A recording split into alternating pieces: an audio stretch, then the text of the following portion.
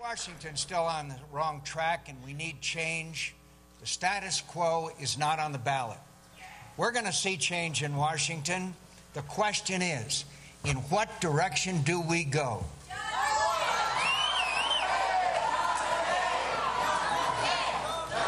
Will our country be a better place under the leadership of the next president? A more secure, prosperous, just society? Will you be better off? The jobs you hold now and the opportunities that you hope for? Will your sons and daughters grow up in the kind of country you wish for them, rising in the world and finding in their own lives the best of America? And which candidate's experience in government and in life makes him a more reliable leader for our country and commander-in-chief for our troops? Which one?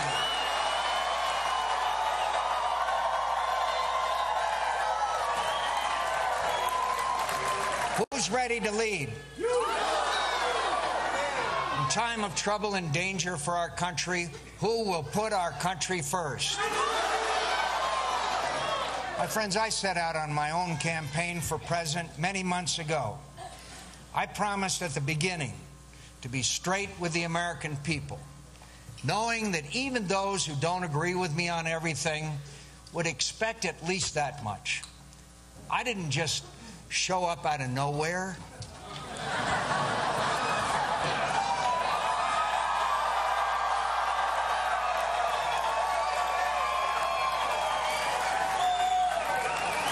After all, America knows me.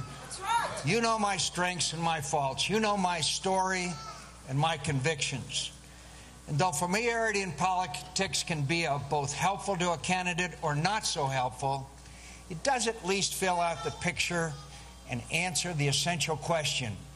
You need to know who you're putting in the White House and where the candidate came from and what he or she believes.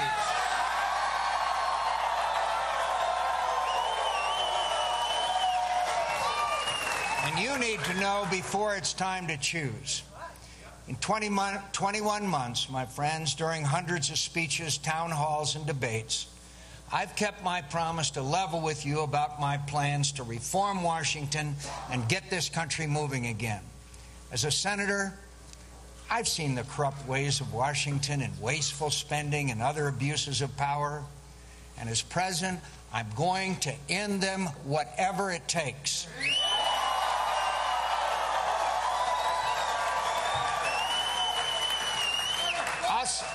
I'll propose and sign into law reforms to bring tax relief to the middle class and to help to businesses so they can create jobs. I'll get the rising cost of food and gas under control. I'll help families keep their home and help students that are struggling to pay for college.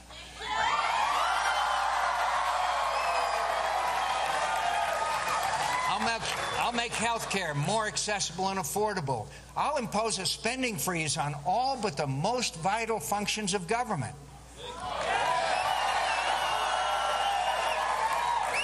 I'll review every agency of the federal government, improve those that need to be improved, and eliminate those that aren't working for the American people.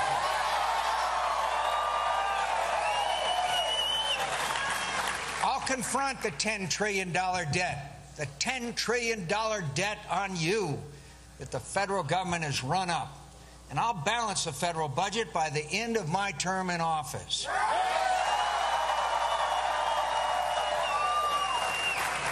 This is the agenda that I have set before my fellow citizens.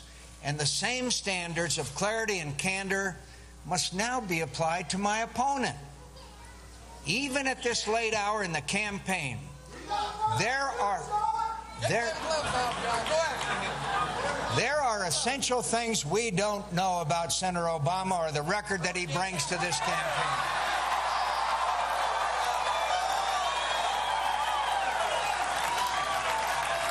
You know, we've all heard what he's said, but it's less clear what he's done or what he will do. What Senator Obama says today and what he's done in the past are often two different things. He's often changed his positions in this campaign, And the best way to determine where he would really take this country is to examine where he's tried to take it in the past. My opponent has invited serious questioning by announcing a few weeks ago that he would, quote, take off the gloves. Since then, whenever I've questioned his policies or his record, he's called me a liar.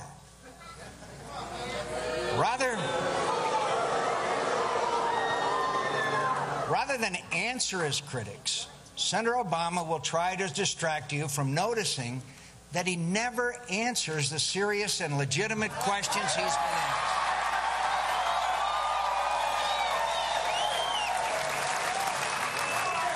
But let me reply in the plainest terms that I know.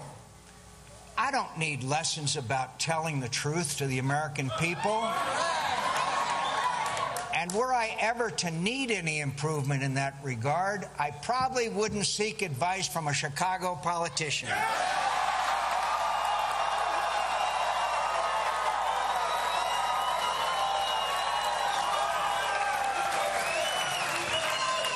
You know, my opponent's touchiness every time he's questioned about his record should make us only more concerned. For a guy who's already authored 2 memoirs, he's not exactly an open book.